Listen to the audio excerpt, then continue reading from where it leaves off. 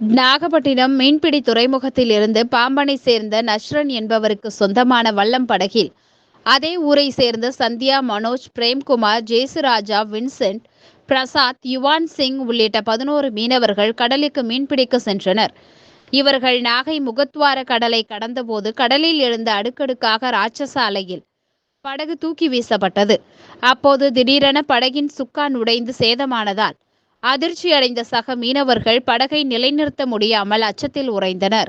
அப்போது ஏற்பட்ட கடல் கொந்தளிப்பில் படகில் இருந்த பிரசாந்த் என்ற மீனவர் திடீரென கடலில் தூக்கி வீசப்பட்ட நிலையில் மற்ற மீனவர்கள் வின்சென்ட், யுவன் சிங், பிரேம்குமார் ஆகிய மூவருக்கு தலை, கை, கால்களில் காயம் ஏற்பட்டது. இதில் பிரசாந்த் நீண்ட நேரம் போராடி நீந்தி கரை சேர்ந்து நாகை கடற்படை அதிகாரியிடம் தான் சென்ற படகு பழுது குறித்தும் அதில் மீனவர்கள் தவிப்பதும் குறித்தும் தகவல் தெரிவித்தார். இதையடுத்து நாகை துறைமுகத்தில் இருந்து பாம்பன் மீனவர்களை காப்பாற்ற சென்ற கடற்படை கப்பல் இன்ஜின் திடீரென நடுக்கடலில் பழுது ஏற்பட்டது. இதனை அறிந்த நாகை அக்கரைப்பேட்டை மீனவர்கள் உடனடியாக விசைப்படகை எடுத்துக்கொண்டு கடல் சீற்றத்தில் தவிக்கும் பாம்பன் மீனவர்களை மீட்க கடலுக்குள் விரைந்தனர். அங்கு அதிவேக காற்றும் கடல் கொந்தளிப்பும் அதிகமாக இருந்ததால் உயிரை பணயம் வைத்து கடலில் நீந்தி கயிறை எடுத்து சென்ற அக்கரைப்பேட்டை மீனவர்கள் கடலில் தவித்த பாம்பன் மீனவர்கள் 11 பேரையும் படகையும் 4 மணி நேரம் போராடி நாகை துறைமுகத்தில் கரை சேர்த்தனர். பின்னர் காயமடைந்த மீனவர்களை 108 ஆம்புலன்ஸ் மூலம் நாகை அரசு மருத்துவமனைக்கு சிகிச்சைக்காக அனுப்பி வைத்தனர்.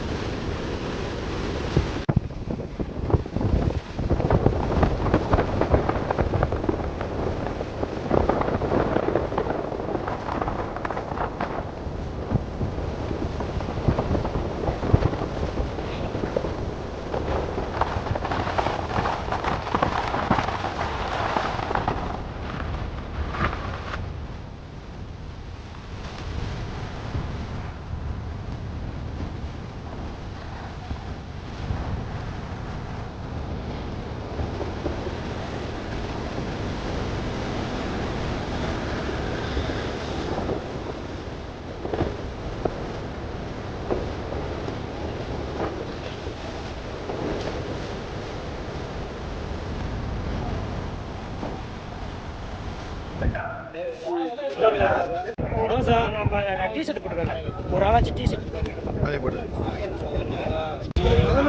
11 பேர் போட்டு போனீங்களா? யாருக்கு அடிபட்டுச்சு? யார் நீஞ்சு போனா? நீஞ்சு போனது இன்னொரு பால் போயிட்டான். அவர் எங்க இருக்காரு இப்ப? நம்ம நேவி கொண்டு போய் காரைக்கால் ரொம்ப